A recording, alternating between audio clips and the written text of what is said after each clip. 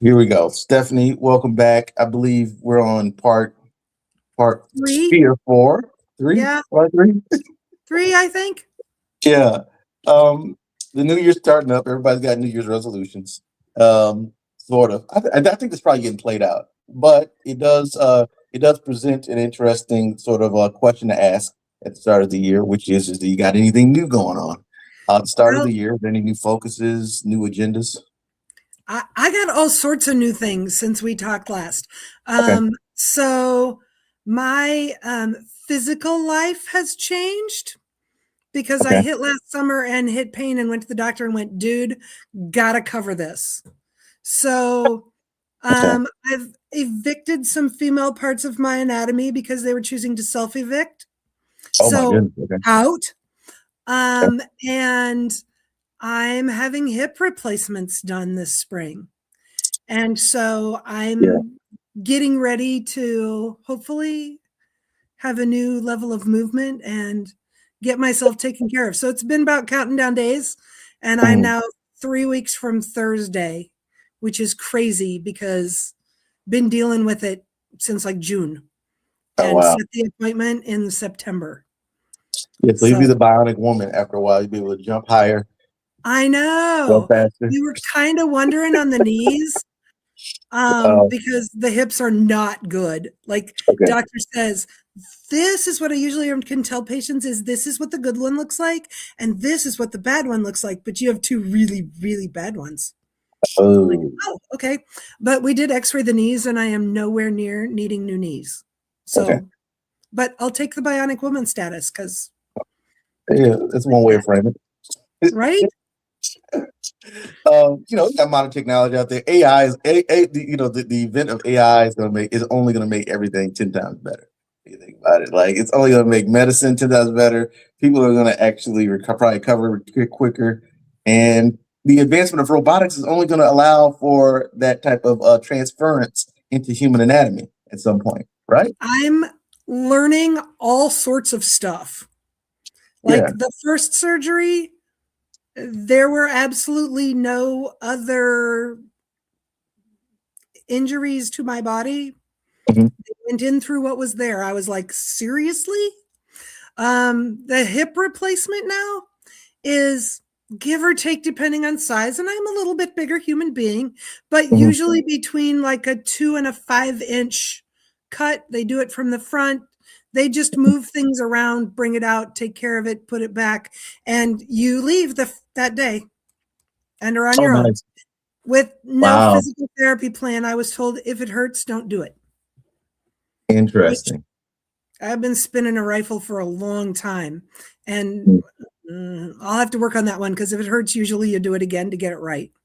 So, Mm. Okay. new life lessons. It'll break new habits. What It's crazy.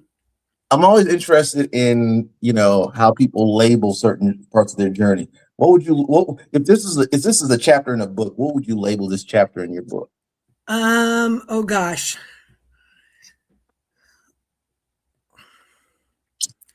I don't know. And I'm actually kind of working on writing a book. So Okay. I'll have to come up with a title for it. But Okay. I think it's about overcoming the countdown Okay. What do you mean by that? because I mean, I've been counting down, and part of my countdown is just daily life to get there. Every step I take typically is painful. So, Okay. it's about every step. So I'm not going to stop taking steps. I just keep moving and keep going. Um, it's about dealing with my classroom and the fact that I'm going to walk out of my classroom for 3.5 months. I didn't even take a full 30 days for either baby because we had breaks when they were born. Right. So this is the longest I've been out. Thankful for things like Canvas and online kinds of things so that if I need to, I can be in my classroom from home. Yeah. Hoping that doesn't have to happen all the time, but assure my kids that I'm there if they need me because I teach things nobody else teaches. Uh, And dealing with my color guard. So I'm a coach. I scheduled myself. I could have had these surgeries right off the bat in September when I saw the doctor. He's like, yeah, you're that bad. And I'm like, okay, but I have to deal with the rest of life. And I think that's a decision pattern that everybody has to make at some point in time.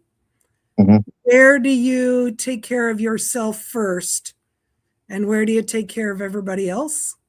And I kind of decided that in order to take care of myself and be in a place mentally where I could really dive in to do the self-care I needed, I had to have everything else and everybody else in line in a place I needed them to be.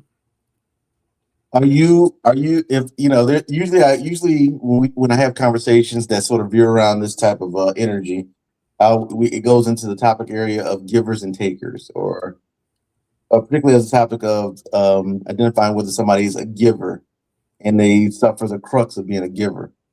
How would you identify yourself? As far as do you take care of others before you take care of yourself? Is that part of your self care, is taking care of other people? We might have Well, this conversation already. absolutely. But I think there's also a part of everything that I do that also takes care of me.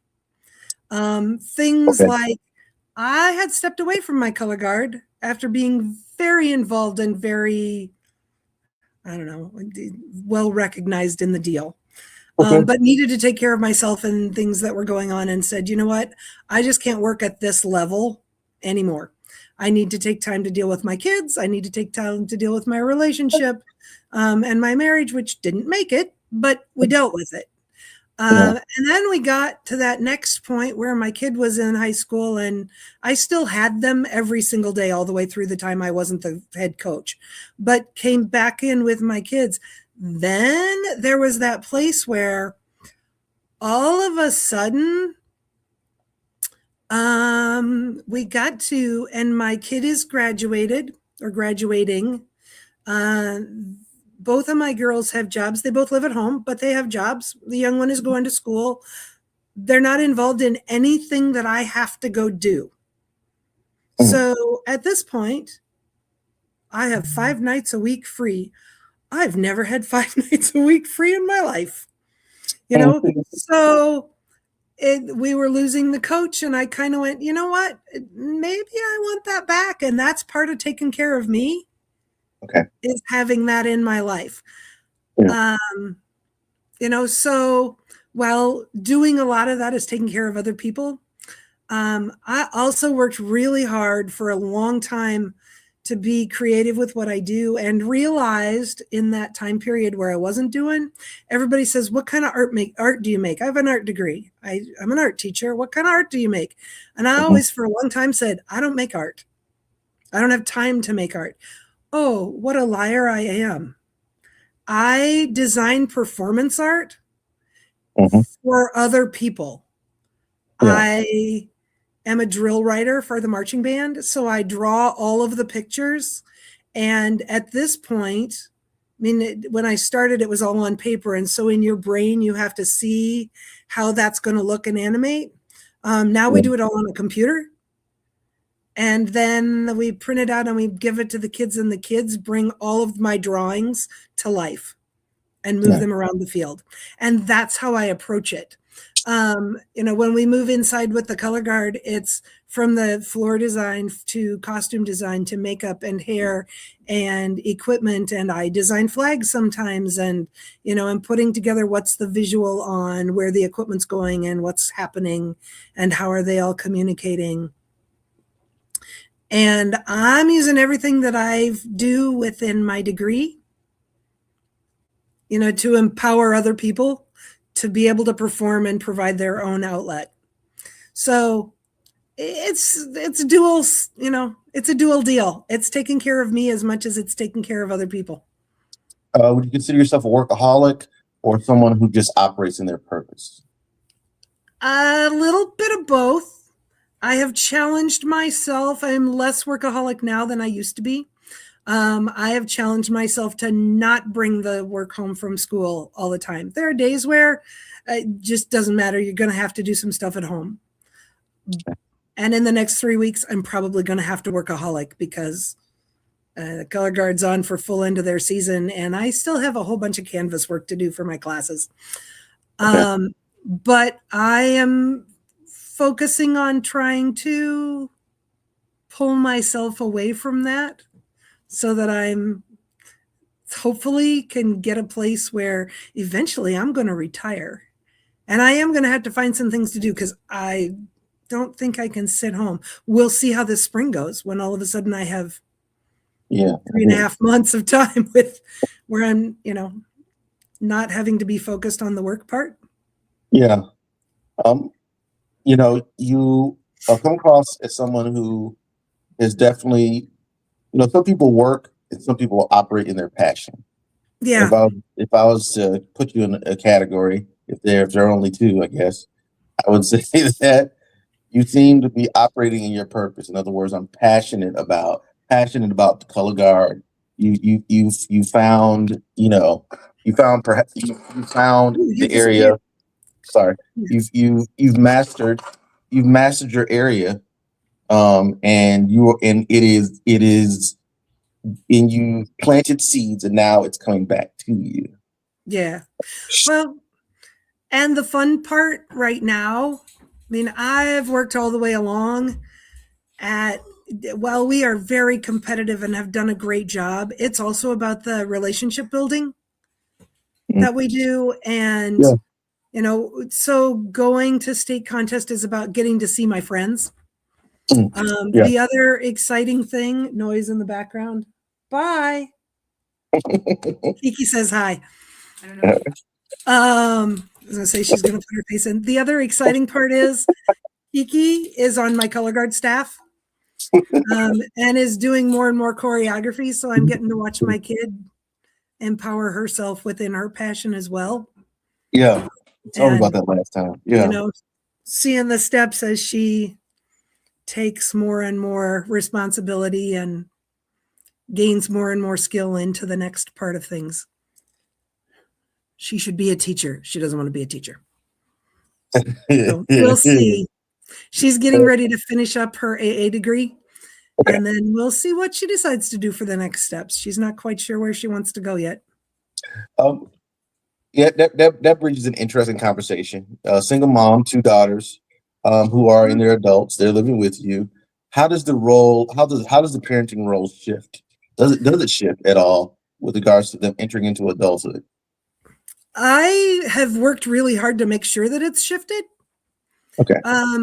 I had to work hard parenting to move to single mom, because we did things a little bit differently, and so we had them for a week at a time, and then traded them off and went back and forth. But it was about just learning to empower them to speak up for what they needed then, because they were with one parent for a whole week, and if they needed the other, it was important for us to step in there. We dealt with their schedules all the way along, kinds of things. When I graduated from high school, I went to college, and I was 2 hours away from my parents, and there were no cell phones, and you paid for every minute on the phone that you talked. So you didn't talk every day or all the time or exchange photographs. My parents had no clue what I was doing. I was a pretty good student in college. I really wasn't up to a whole lot of trouble. However, there were those nights where we probably didn't want to share those stories later. And, my kids made the choice to not go off other places, which is fine. But I really, as a parent, have worked hard to, shift some of the rules. However, my kids didn't really have a curfew in high school because they didn't need one. In other words, they were just naturally responsible. Yeah, well, I knew where they were. Yeah. I can track them on their phone if I don't. They weren't the type, either one of them, who were being problematic. Had that conversation with a friend, Kiki, and her counterpart. He started dating somebody in Des Moines, and they went to Des Moines for the weekend for something. And her mom called his mom and said, okay, so what time is his curfew? What time does he need to be back? And she texted and she's like, do we have a curfew? I'm like, Oh no. my goodness. So the rules are we share a house. So, there are expectations in helping out. There are Yeah. expectations in a grocery run, taking grandma to the doctor. Grandma's no longer driving, helping mom carry things because mom can't carry everything right now. Yeah. Um, but there's no rule on, what time you need to be home at night. My oldest has friends over, we can move upstairs. We can move up to our bedrooms. They can have the space if they want it. Okay. They're welcome to have people overnight. Okay. I haven't had to deal with some of that, but we also had some funny stories. In which case, if I get to a point where I want somebody overnight, guess what? I'm an adult, and if I want somebody overnight, I can have somebody overnight too. And you're all adults, so you'll have to deal with it. I haven't hit that yet either. But uh, I don't want to veer too much into interpersonal, but you've been open book pretty much. You said you want I have been online dating, and my thing is you always in that realm have to be okay with asking the question and being respectful enough that if somebody says, I'm sorry, I can't answer that question, that's where you go. So ask away, my dear. Right. What's been the updated status on that? Have you made any successful connect points? Updated status. I've shifted different apps, Okay. and went into the Facebook dating app There's because such thing as Facebook dating. Okay. All right. there is Facebook dating. Okay. Another friend led me there. She actually just got engaged. So Oh, wow. it's been Okay. kind of fun to somebody she met on Facebook dating. Wow. They've been seeing each other for about a year and a half almost. And he's a sweetheart, and we're so excited for her. So I'm like, okay, well, we'll shift the gear. Did meet one guy and went on a date, and we kind of talked for a while, and he called one day and said, okay, I think we're not it. And I said, okay, good. I'm glad that you think that too, because we just weren't in the right balance. He was a farmer. He's a couple of years older, lives in a very small town. I'm a bigger city girl. Didn't grow up with any of that kind of thing. We have a lot of the same belief system and everything else there. And we actually have continued to be friends, and we text almost every day, at least to just check in and say hi. So we've become a support system for each other. I then went on and met somebody else who I've kind of been seeing. I'm not right now looking because I've been seeing him. And we're working at building. I'm not rushing into anything at this point. The challenge is he's not right here in town, so we have to make an effort to actually go see each other. And with the weather and everything else, it's about, if the day ends up being the right day in the week, because we only have one day a week that we overlap. It's all right. Look, is it what is the energy out there with regards to online dating? Like, is it difficult to find a match, suitable, palatable individuals with the event of online? I think somebody else I was interviewing talked about that online dating. Oh no, it was one of my clients. We were talking about it. Yes, because dude, I'm like closer to 59 than being 58. So my dating age range is like 56 to 62 with a little bit of, I'll look above and below. And I have very high standards, and it's challenging you don't know based on what somebody types out. Yeah. I have some obvious, like, there are no's. If you're a smoker, I'm sorry, you're not going to get me on anything at any level. Thankfully, in that app, it says yes, smokes regularly. I had one guy reach out, and I was like, says you're not a smoker, but one of your pictures has you with a cigarette. Dude, I'm a photo teacher. I pay attention to what your photos are. And he's like, oh, I actually did quit. I should probably go remove the picture. I'm like, you're putting yourself out there, dude. You know, do what you want to do. The political belief system right now, I'm a high school teacher. I don't get to talk about that during the day.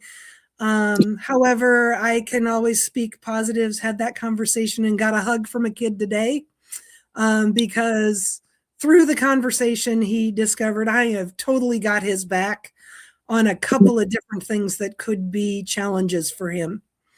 Yeah. And he came down because he forgot a paper in my room, and he's like, I was so glad you said everything today. I just need a hug. I'm like, awesome. Take a hug. But there, everything going on. I'm sorry. I can't change my belief system. I can be okay with that in a friend, because not everybody totally lives their belief system right now, which is kind of strange for me.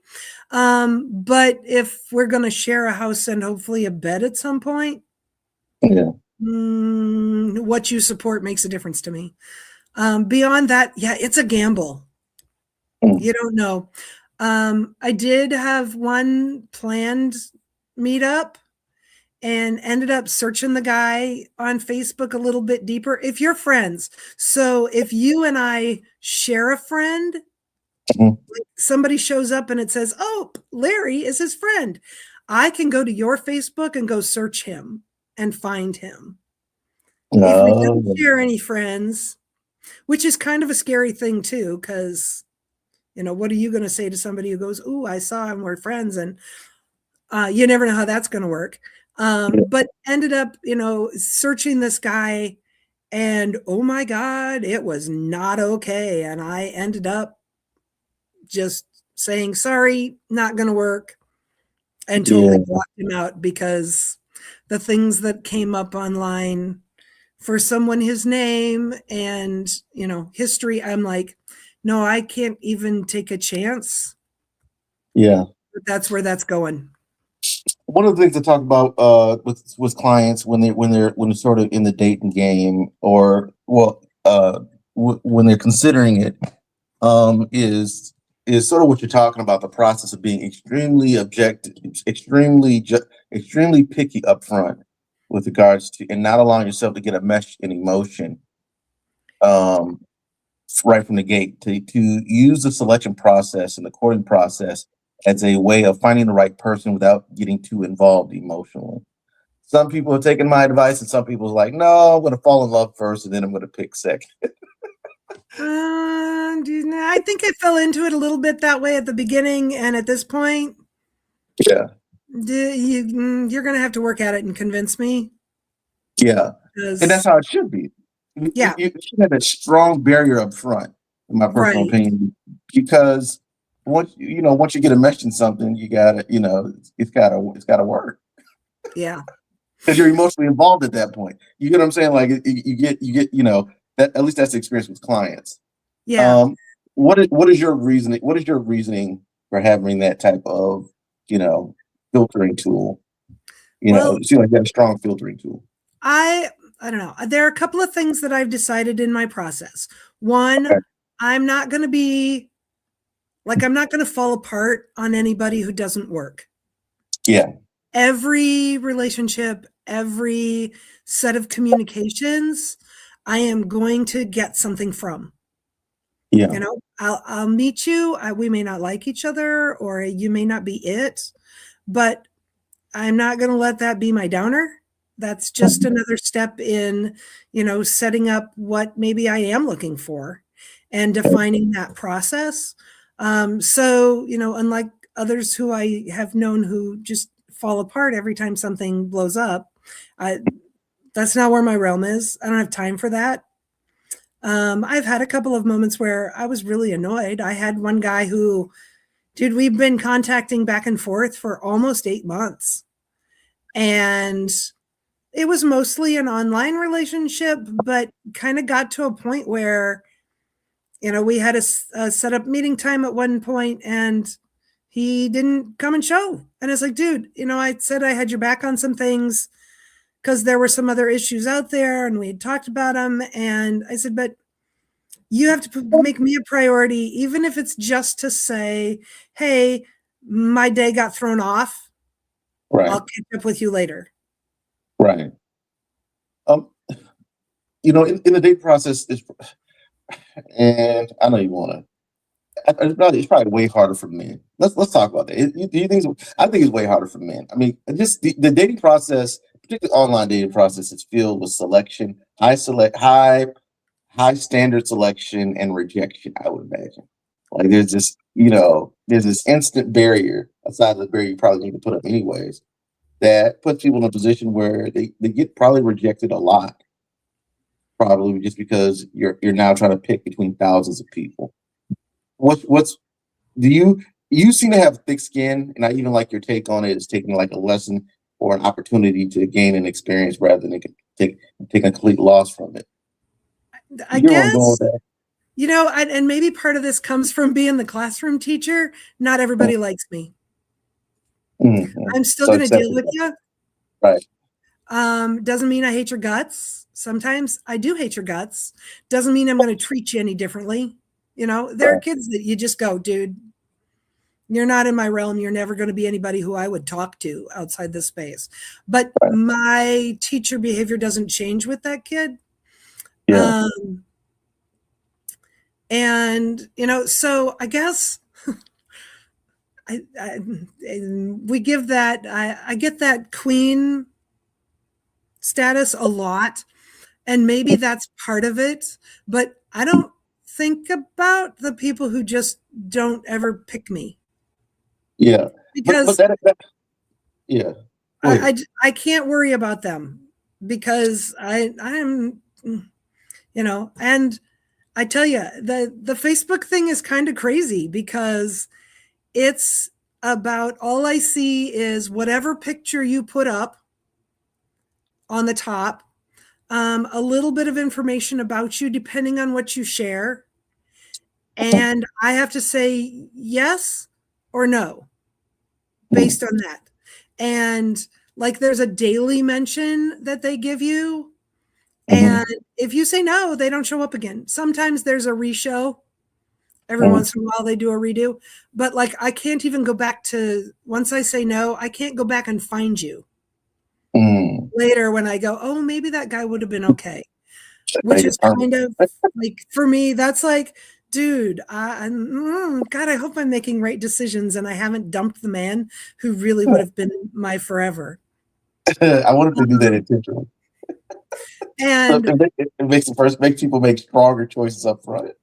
yeah, you have to make choices based on what's there. Now, can I give you some advice as a guy going out there on the dating app? Yeah, absolutely. Oh, God, I can give all sorts of lessons. If you want women to pick you, don't put a picture of your dog as the top picture.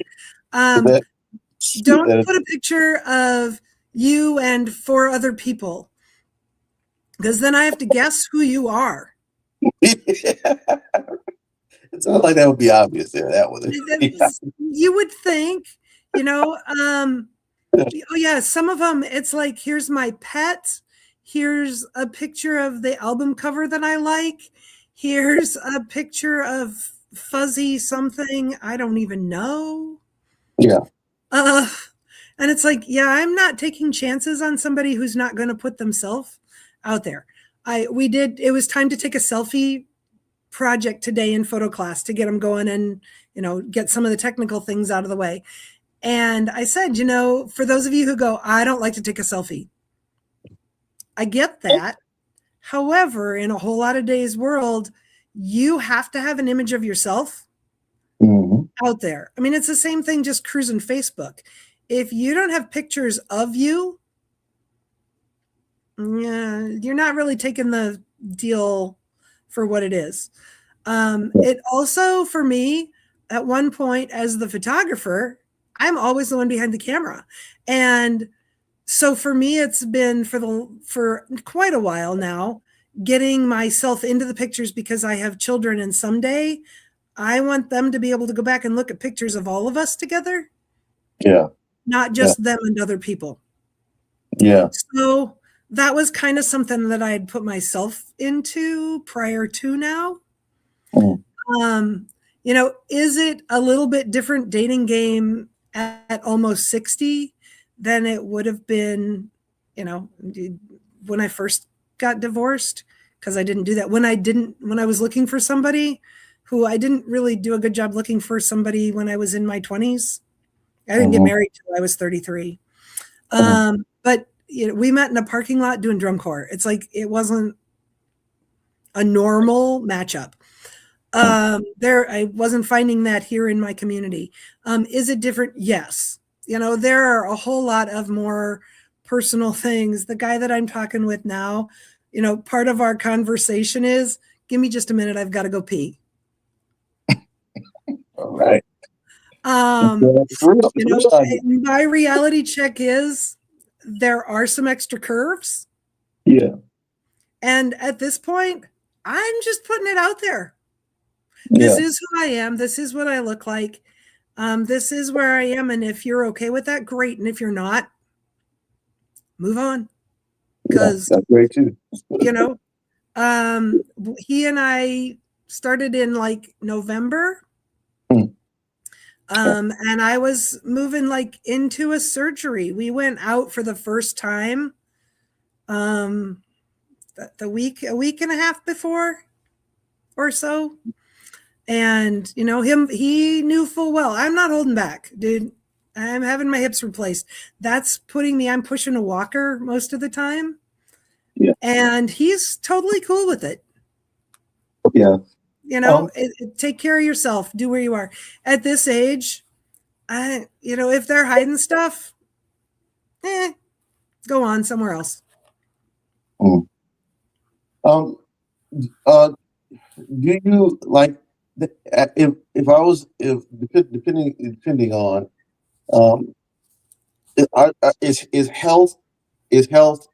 is identifying somebody that looks like they're, have a relatively, like you ever get concerned that does that become a criteria?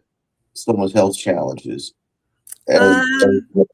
Actually, my friend right now has some teeth missing because he didn't take care of himself. He was a long haul truck driver. And, everything went to take care of his wife and the kids in the house. And he said it just kind of where I was. And in the process of conversations, he brought that up. Yeah. Like it wasn't something that was an obvious thing because he doesn't smile to show you that. Yeah. He smiles. There's laughter. But like my smile, you see my teeth, and his you don't. And, I don't know, in the past, that probably is something, a big smile is I like a smile. I like laughter. I like bright eyes. I like connection. But it's also, I decided, pretty judgmental. I'm overweight, period. That's my life right now. I'm less than I was.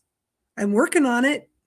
Yeah. But if since he brought it up and, had the explanation, I can't really hold that against him. Okay. And it's like everything else works. Yeah, if everything else works and we're both able to be accepting of the things that, to some extent kind of went out of our control, that we were controlling other things. Yeah. Why do you gain weight? Because I was dealing with making sure everybody else was okay. Wasn't taking care of myself. Yeah. So I actually have dealt with that in my, my level of expectation, and kind of finding, to be perfectly honest, most of those pictures of the beautiful men, that's not who they really are. Yeah. Those are pictures that they're pulling in. I'm sure some of them are, because, the Facebook dating, there have been some people who I actually do know who they are. Or have gone and looked at them on Facebook or whatever. But there's also a whole lot of people out there who really push the beauty, good looking body type part. And that ends up being not who they are to begin with anyway. Yeah. So, kind of, I'm looking for somebody who's real. And that's more important to me. Side note, you're not nowadays they got the cheat code out there for weight loss. You're not partaking in that. You know what I'm talking about? All the drugs and everything. The GLP-1, man, boy, No, there's a whole lot I'm of people not. touting that, man. I know the So people in my personal circle that are just swear by it. yeah, no, I haven't gone there yet. No, okay. Um, I let's see where we're at. Where are we at? Um, like I don't know, 2.5 years ago, 3 years ago. Mhm. Um, all of a sudden, I went to the doctor with my daughter in January, and she was doing PT, and I used their scale because that had been the last scale I was on, and Mhm. went from kilograms to pounds, and went, oh. She's like, what's the matter? Did you lose 10 pounds? I'm like, no, I've lost 40 pounds. Oh wow. And that was like September to January. Oh nice. So I really just started paying attention and taking care of it and Yeah. really focusing on it. And by the time I hit school starting, Mhm. I had lost like 140 pounds. Whoa. And now I've gained a little bit back. I'm within 30 of where I was, give or take. Okay. The beginning of the school year, when I found the hip surgery thing, they said lose 50 pounds. Oh my God. At this point, I am having a hard time. I can starve myself to lose the weight. But Is that what any you, of the, yeah. the drug things, you got to be off all of that to have surgery anyway. Uh, okay. So, Okay. I found a doctor who's not worried about the weight. I've been working at it. I've lost and gained the same 10 pounds over and over and over again, I think at this point. Mhm. I, in the past, haven't really been good at losing weight without exercise. And right now, like, there's just not Okay. exercise. Okay. So, we'll see. I'm hoping I've done it without all of that drug induced such, to this How point. did you how'd you lose 140 pounds, by the way? Was it just the I, diet?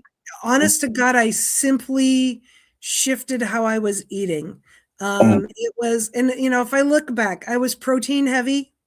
Mhm. I was only eating between, I don't know, like 7 o'clock and 6 o'clock. Mhm. So it wasn't even a really tight span of time. Um, and I was smart about what I was putting in. And when I'm not Mhm. as, I have to be very focused to keep losing weight to do it. Mhm. And, right now that's really hard on top of dealing with everything else in life. Yeah. So But you're about to giving get a big myself a break little here. slack. Yeah.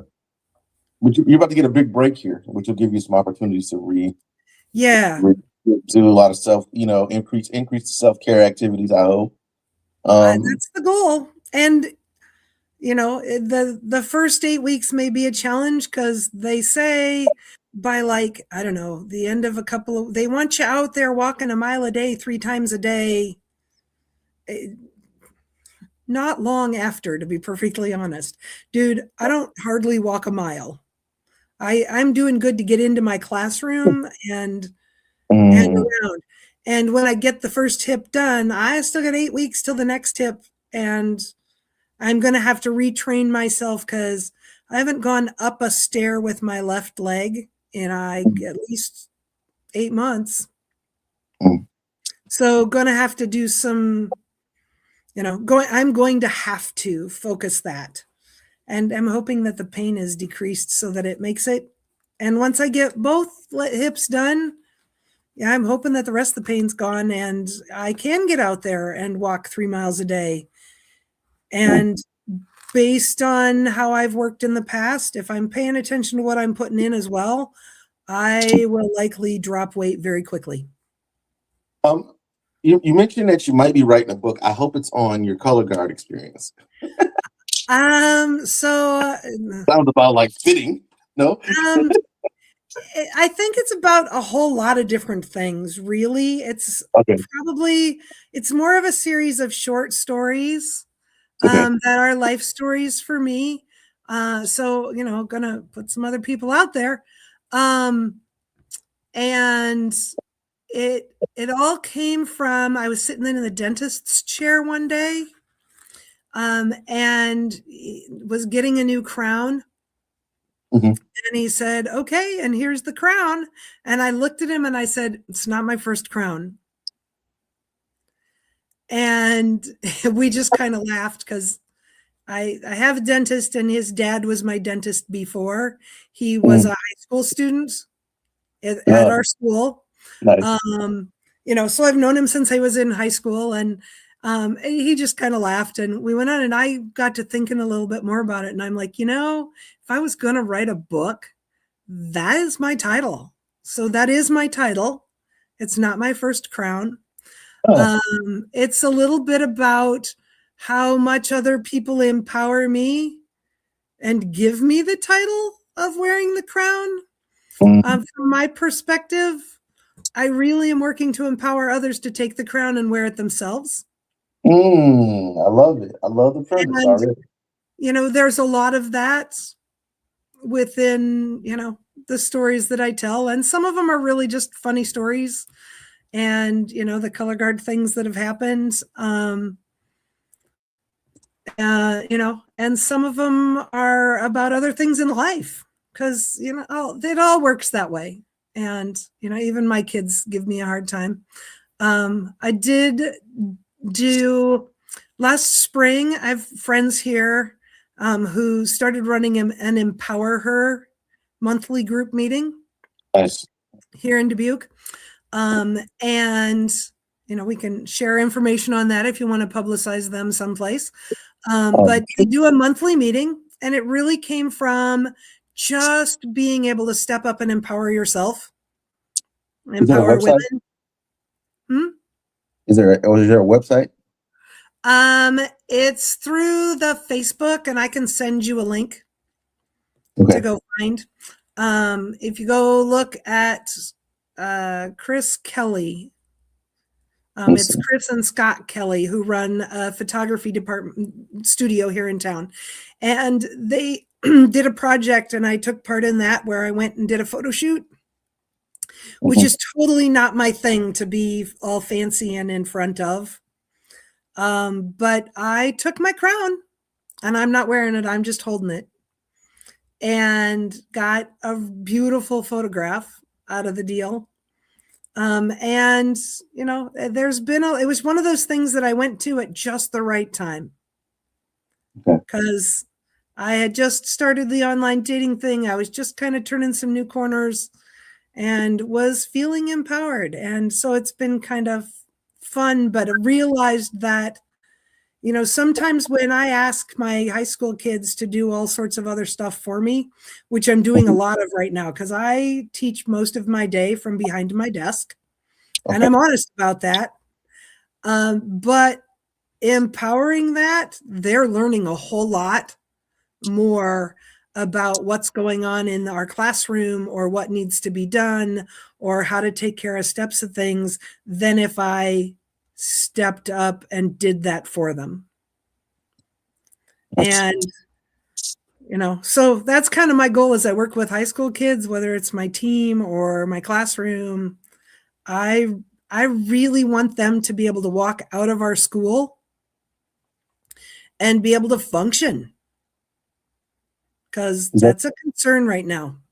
Is that the name of it right there? Sorry, I was listening, but I was looking at empowerher.co. Empower Her. So I'll have to go. It's in Cascade, Iowa, North Liberty, Dyersville, and Dubuque, Iowa. It's gotta be. This is the one I looked up on Facebook. Here, I'll follow it. Okay. When I look up Empower Her, I do see it's Empowering Women's Beauty with S. Kelly Photography. With S. Kelly Photography, okay. Well, and it's yes, Empower Her Co. Okay. No, that's something different. Okay. The Empower Her Co is something different. Probably always also worth looking at. Yeah, they say they're located in Dubuque. I know I used to do I don't know if you remember it, but it reminds me back in the day I used to do beautification project. Oh yes, project. I'm so passionate about that. Back Mm-hmm. um, we used to find, particularly we would target would ask DHS were there any like women that they felt were deserving of being pampered, and so we end up getting a lot of Mm-hmm. great feedback from that. And I mean, there were individuals who had sort of struggled through the DHS system, so it was really a really, I mean, that's the way it started, and then it turned into a major thing, but across the board. But yeah. Anyways, oh, that's wonderful. Oh, Yeah, seriously. it's been a lot of fun. Yeah. Let me jump in, go see if I can find you a link here.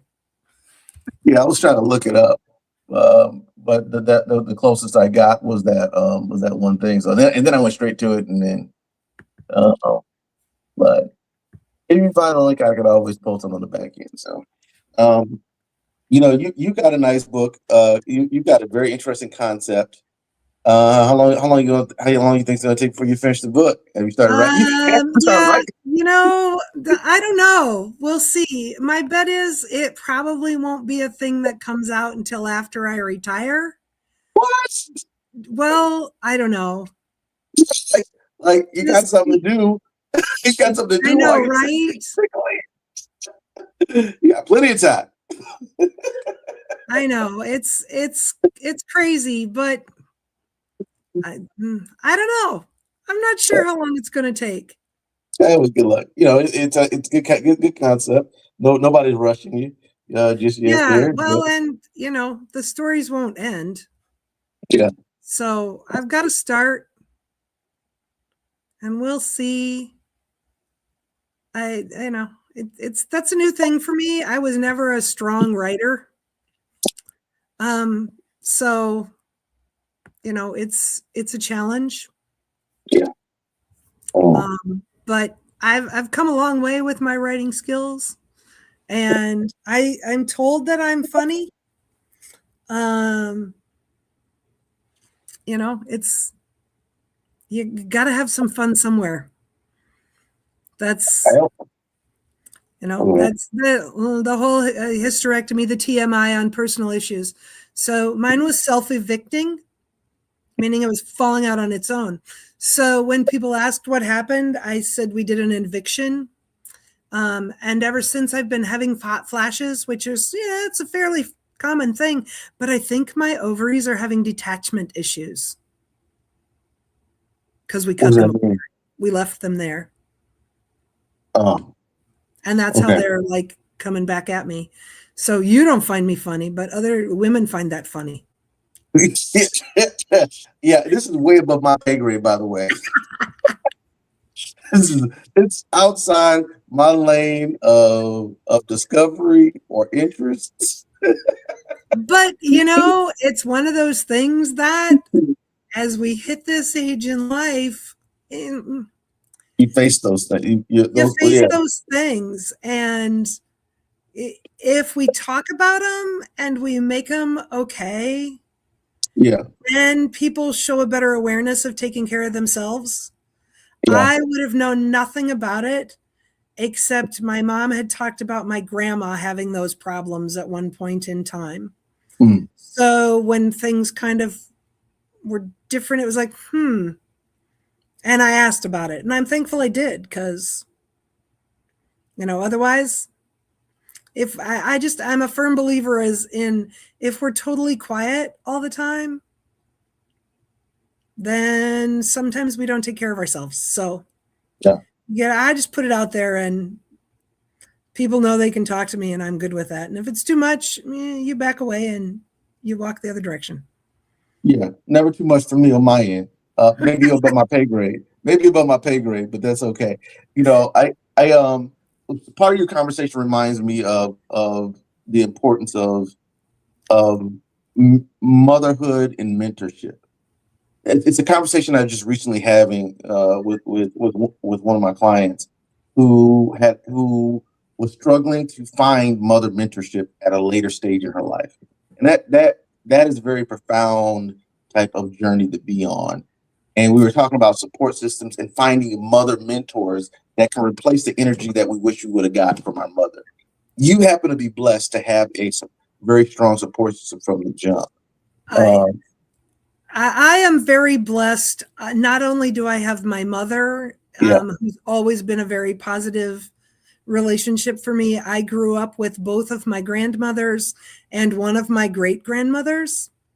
My grandma and my great grandma lived like 5 blocks away. We spent a ton of time at the house when I was growing up, and my other grandma was in Des Moines, away from Ankeny. So, I had a lot of those people, and they came from very different walks of life than what I was brought up in. And your mother lives with you. My mother now lives with me, so my kids get to have my mother as well, and they're getting a new line. We're dealing with some memory issues. We took away the car keys. So we're having to say, no, you don't need a phone cleaner. No, your iCloud is not going to be erased. Okay. So we're getting a new understanding in our household, and we're getting to turn that role around. But I also have found, working with my color guard kids, we've had very active parents. And when I was younger and then having my own kids, the parents were coming in and were there. And so I had parents of high school kids and got to watch a whole lot of parents parent their high school kids. Yeah. And have one who just talked to one of her aunties passed away, and the aunties raised her. She lived with them in high school. She has a daughter who is the same age as my younger daughter, as Kiki, who you met. And that younger daughter, they started coming in and volunteering for spring show. And she decided, she came back to me, I don't know, I think 2 years ago. Time just flies, and said, okay, so just so you know, I've decided that I should get to call you grandma. Are you okay if I call you grandma? So I've got a granddaughter who I'll claim. She said, I realized something after being around you a little bit, that most of the parenting lessons that I've gotten from my mom weren't from her mom, they were from you. Whoa. And I'm like, dude, I'll claim you as my grandchild to the end of time. I am currently expecting my first great grandchild in June because of that. And you know what? A blessing that she wants to, and on a really very little, time together, decided that I could play that role in her life. I love this. This might be, if you choose to come back, if you dare to come back, this might be an area I want to explore with you, is women's mentorship.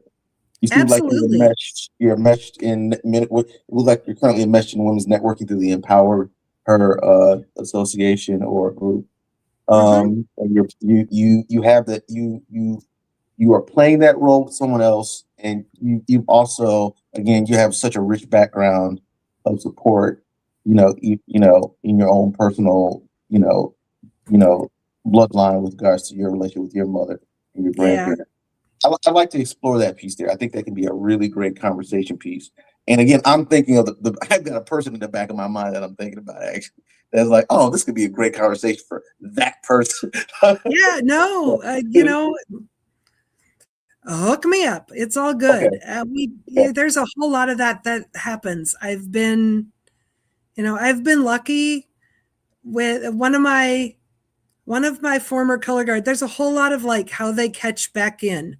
Another one of my former color guard kids ended up marrying my brother and having 3 kids, and they are not together any longer. And she has another child with her current husband, who I claim as my nephew. We don't do bloodlines in our family. It's just how you hook to the family. We have extended family all over the place. That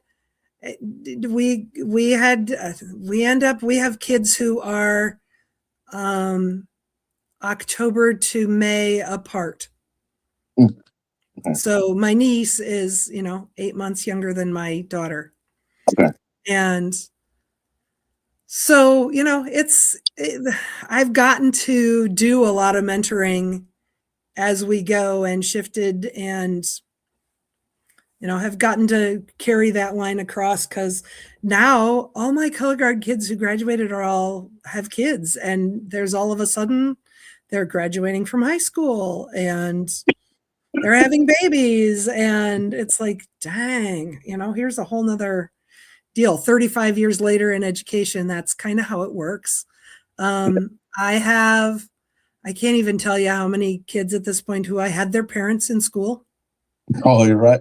35 years, And right. this last semester had a lab assistant. I had him last year too, and his mom was in the color guard. Oh, nice. And I Nice. had him for 3 semesters. Nice. So it's kind of fun. I'm gonna do a hard stop on that note. Okay. And here's what I want to talk to you about next is relationships are reciprocal.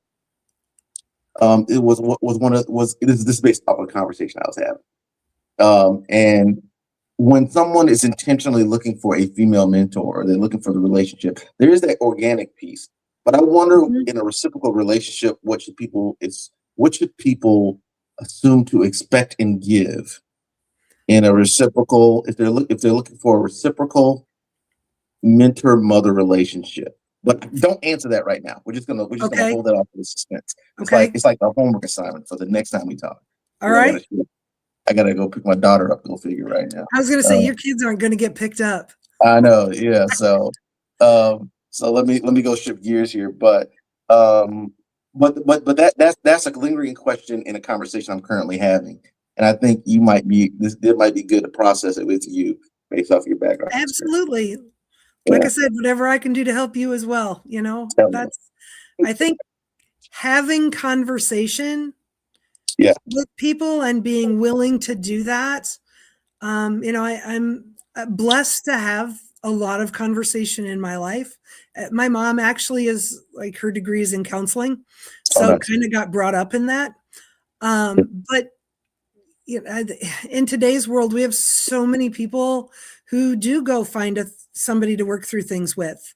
And sometimes that's just to have a positive person to talk to because there's not anybody there to talk to. Sure. And I am an advocate for my high school kids all the time about, have you found somebody to talk to if you're struggling or having problems with things? And, you don't have to look at that as a negative. It's a positive. I benefit from you and I have pretty open conversations. I benefit from this as much as you appear to. We always have had a good conversational relationship, though. Yeah, that's true. And we could go into the stories there. A couple of stories there. Walking the hall. For me, walking the hallways was my primary story. But like I said, welcome to my day today. We had a 2-hour delay. We had an assembly schedule. We had an assembly and my team performed, so I had to get them ready while I was teaching. One of the kids smacked herself in the head with her rifle on a toss. She was doing a double. That was what she told me. That was the impressive part. So she ended up sitting out. I wasn't even in the gym. The kids took care of each other. They knew what needed to be done. They came, they communicated with me. We then had a fire alarm. And like it's the second week of our second semester. We haven't had this. Today we had the same schedule twice, but then we had the fire alarm. So that kind of kicked things off a little bit. And every day's a new day. You got to go in with a smile and a positive attitude. Makes a big difference in how you relate to the hard things in life. It also makes the day go quicker too. If you're looking for that. Yeah. Especially on the cold days. Yep. All right, Steph. It was a pleasure having you again.